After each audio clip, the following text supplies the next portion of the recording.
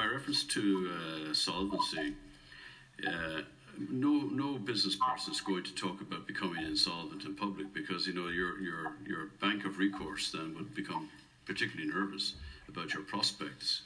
There's no doubt, though, that businesses in Ireland are burning a significant amount of cash just trying to stay afloat. Sean mentioned earlier on, an attraction that's closed is still burning money, a hotel that's closed is burning money. I do see solvency becoming a big issue, and that's why measures that the state can bring in by way of a guarantee at lower interest rates for business to access, that are properly termed so that they don't cause any other issues, that don't require other lenders to be subordinate to that line of credit, because that is one of the issues at the moment, that current schemes available to business require other lenders to become subordinate, and that does not work. So I am very concerned about liquidity. Just an example, this month of November coming, the forecasted occupancy of Irish hotels is 4%. That means there's 57,600 empty bedrooms every night across the state. And it's a perishable good. If it's not sold today, we can never sell that room again tomorrow. That's foregone revenue. And likewise, in the attractions and all other aspects of empty restaurants, they are also perishable. And business owners are really at their wits' end as to how they're going to sustain their businesses. Clearly, level 5 now, that might be level 3 come the 1st December. As Sean mentioned earlier on, level 3, 4 and 5 are pretty much identical for hospitality. There's no real difference, quite honestly.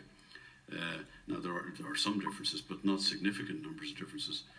So if we find ourselves at level 3 in December, it is a key month for a lot of the catering trade and restaurant trade to do well quickly, just as retail look at those 3 or 4 weeks. You would have to wonder then, what is the surviving rates for businesses in SME sectors right across the tourism family? And you see that with airlines. What state will our airline industry be in 5 or 6 months' time? Rebalancing domestic with overseas.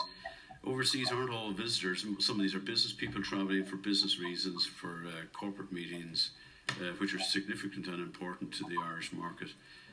But right across the country, the regions require overseas visitors just as much as they require domestic. Domestic are great this year, and we're very grateful for them.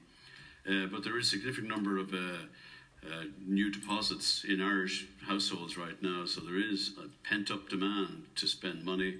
And you're right, we will have to find activations to open those wallets, to get those people back out to all parts of Ireland to spend money and put money back into the local economy. And I think the appetite is there from the domestic residents of Ireland.